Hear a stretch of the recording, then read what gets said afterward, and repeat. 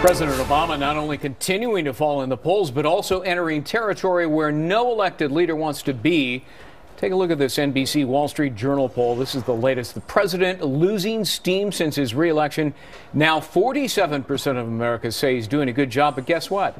More people, 48%, say he's not.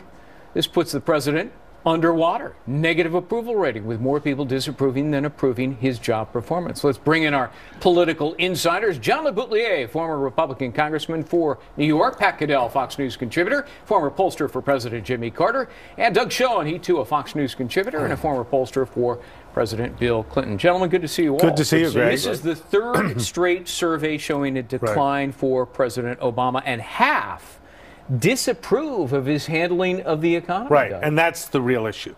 Bottom line, the American people are increasingly souring on an economy that could well be weakening despite a first quarter that's been a little bit better than many commentators expected. And I think it's also behind something else, Gregg. The president realizes that his tack of crash and burn, blame the Republicans at all costs, and say that the sequester is going to hurt the country because and only because of the Republicans just isn't working. The Chicken Little syndrome. He made matters worse. Precisely. And what he has now done is he's pivoted back in the direction of bipartisanship with his budget and with his charm offensive to try to promote some sense that he's trying to do a deal where he just hadn't done that before. Pat, is his declining popularity hurting or helping his agenda? Oh, I think it's hurting its agenda because any president weakened, but a president in the second term weakened. Look, his numbers would be even worse if he had an opposition who knew how to make a narrative against him. I think some of the mean-spirited, let them eat cake, you don't get to go to the White House, I find things I can do. There's symbolic things that kind of tick people off. And I think his problem is that by exaggerating for political purposes. Meanwhile, the economy, except for the stock market, which is being pumped up by the Fed, real jobs, real people, they don't care about. You buy Doug's bipartisanship line here? Oh, absolutely not. I mean, it's just ludicrous. Doug's full of it. No, I'm saying my friend Doug is having spring fever. It's like these guys, these people, don't you get his budget? His budget is there'll be no cuts really till the end of the term. But he did more do taxes. Entitlement reform. No, that's not entitlement reform. The chain, quote, what an awful term, chain CPI is one thing. It is making that more rational, which should have been done a long time ago, and now the left's upset about that. It would extend Social Security for only 2 years. That's not reforming. And meanwhile, he is just doing spending money too. John, here's the thing. I think what Doug said about Obama applies in a mirror opposite to the Republicans. Their popularity is now so low and declining or staying low. They also need a change in the feeling, the agenda, and they are reaching out to Obama. Everybody is waking up to the fact it's that appearances. Well, maybe, but slash and burn isn't working for anybody. And out of the talking that's going on, we do have kernels of hope. All right, now in the gun control. Name one. Okay. We came on here the week after Newtown, the three of us with you, and said, hey, finally Obama and Biden are not just talking about gun control. They're talking about mental health, video games, and the Hollywood culture of violence.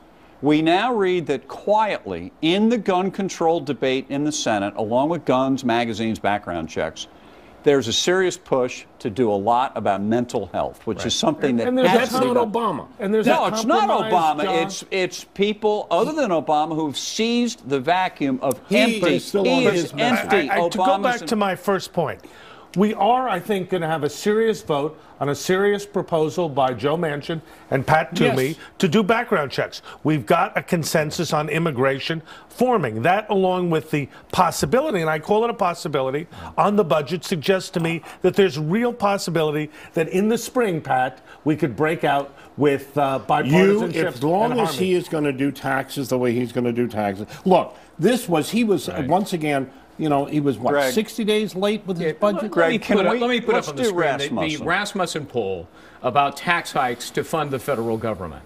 28%, a scant 28% agree with that. Look at that. 63% disagree. This is where Obama is failing. His budget that he released 2 weeks ago, which does open up the door, which the left didn't like. It's a little door. Okay, but it's the beginning of the opening of the door on Medicare and Social Security, predicated on huge new taxes on the rich. The Republicans haven't ruled out. Yeah. Well, They could do $600 billion in new taxes. Why is it that they have to be tied together? Can't they be done This separately? is Washington, Greg. No, this is all kabuki thing. I'm sorry, but back to what I House will said. never allow more They are taxes. not- Their they've given him position what he's is, gonna we get. already gave you $600 billion in new taxes. We're not going to now give you $1.1 trillion in new taxes. well, they won't do new taxes in rate additions. They will maybe do some loopholes.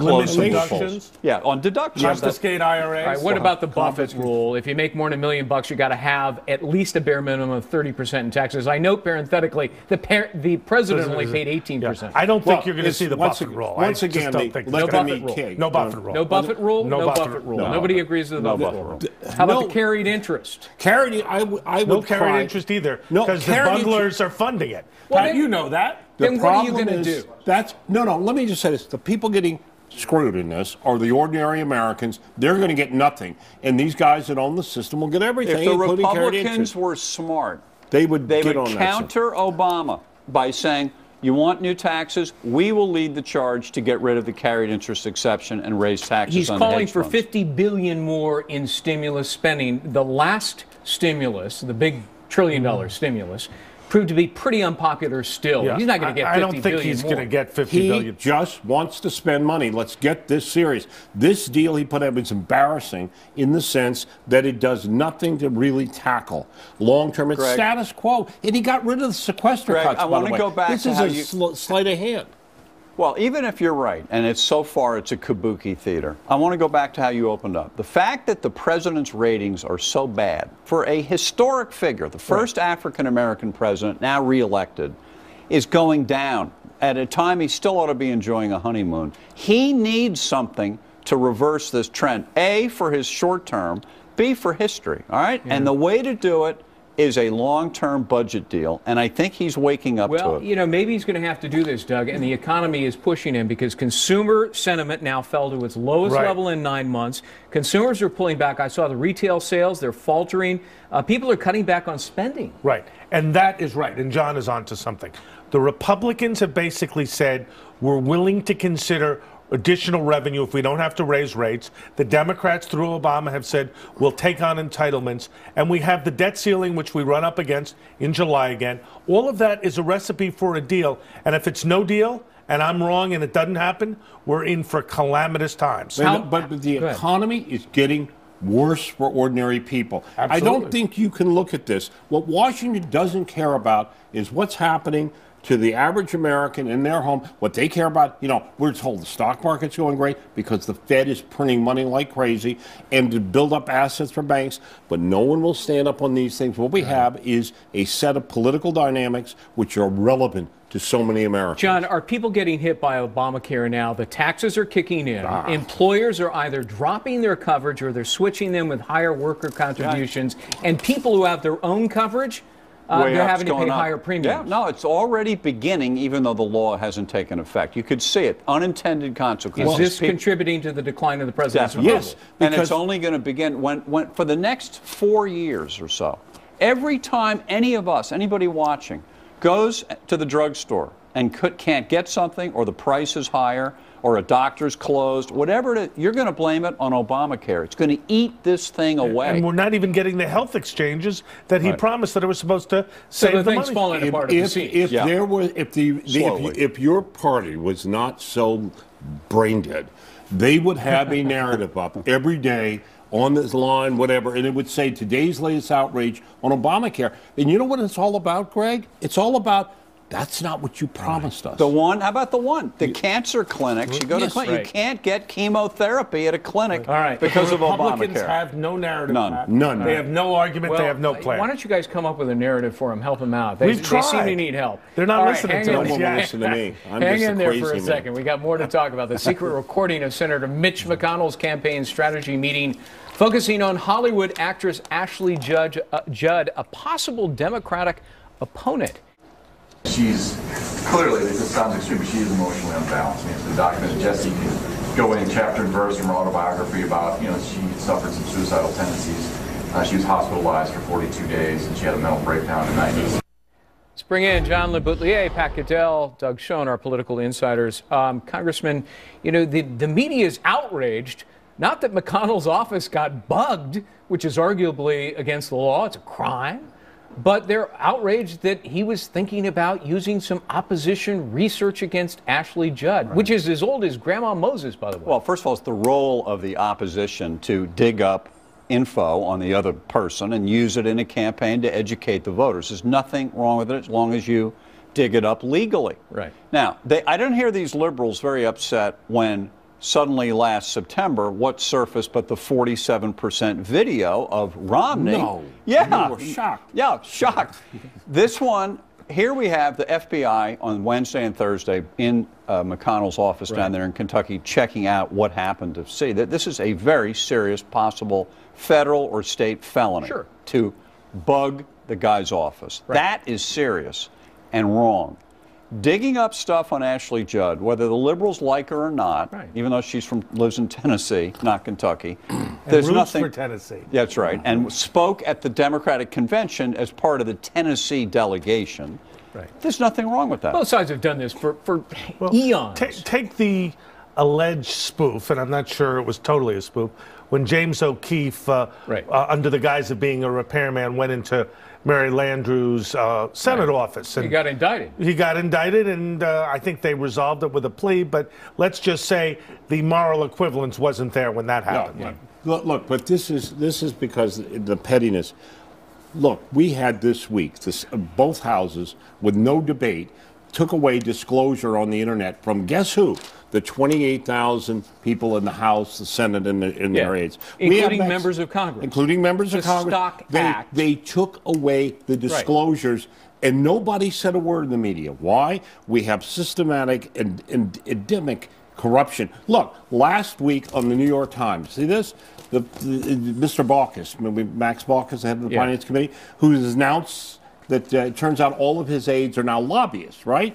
Meanwhile, we have him the next day saying he is going to give us tax reform, and the Washington Post hailing tax reform. This is the man who gave all the tax breaks at the end of fiscal cliff. This is the man who is writing, arguably, the tax laws and tax reform. There he is, Democrat of Montana. He heads the Finance Committee in the U.S. Senate. 28, as Pat pointed out, 28 of his former aides are now tax Yes, lobbyists. do we need to be in a country where people can go through a revolving door, wait a while, and then surface as lobbyists? Why not say if you're on the staff, you don't lobby? Why do we need that? Doug, David or Stockman, you can't contribute. David Stockman, who was the head of the OMB under Reagan, has a new book out, and in it he calls for that any person who served in the legislative branch, Congress people, staff people, lifetime ban on lobbying. You can never lobby. Lifetime ban? Lifetime ban, which is great. Larry Lessig, who is a professor at Harvard, who is a very liberal professor, wrote a piece recently describing our political system as a banana republic. This is not an ideological issue. It is the people in America against the political class and corruption. Systematic corruption. This is not to cash to Agnew. This That's is bad. systematic. And this is worse. And the media, because they participate in it, will say nothing. They don't really want to get into corruption because, unfortunately, so many of them are corrupt. They're part of a process where people don't take on those interests that have power and influence. Your idea of a lifetime ban just got a standing ovation in our control room. Good. Just wanted to make note of that. In all fairness, it's David Stockman's idea. That is reflective of the public opinion on Congress. Let's put it up, the latest public opinion poll on Congress. Do we have that? I think it was the Gallup poll, wasn't it? Let's put that up on the screen. I have never seen such abysmal numbers before. Look at this. Well, you know 79%. Greg, you know the joke that we're down to the core of about 15% who approve, and frankly, I haven't met any of those people. Have you? No, they all work on Capitol Hill, or they're people who buy, or they're bundlers who buy Capitol Hill. They're the ones who just had their disclosure forms removed from the internet. Yes, that's why they approve it. But this is not a minor issue. The corruption going on is affecting every man, woman, and child in this country to their detriment. It is hurting our children's future. It is people who can go in and buy access and buy deals. Part of the problem is you have career politicians in Washington. They've never held another job in their entire life, don't know how to do anything else but do this, and they do it badly. And the way they stay there, you'll have a sequester, Greg, that's killing economic growth, hurts the country, hurts labor force participation. How about term limits? Well, but you know what? If we tried that, they're not going to pass them on themselves. Let's start. They should have term limits on congressional staff too, by the because way, they're there the forever. revolving door is the critical problem. And you know what the other thing is? Make these. I guess it's not constitutional. Make them go home after they've served. Don't let them stay in Washington. Nobody wants them at home either. All right, that's true. Doug Schoen, Pat Caddell, John LeBoutillier. Good to see you all. Great. Thanks, Greg. And you can get more of our political insiders every Monday, 10:30 a.m. Eastern, live at foxnews.com. And they will be back here next Sunday. You can also follow them on Twitter at FN Insiders.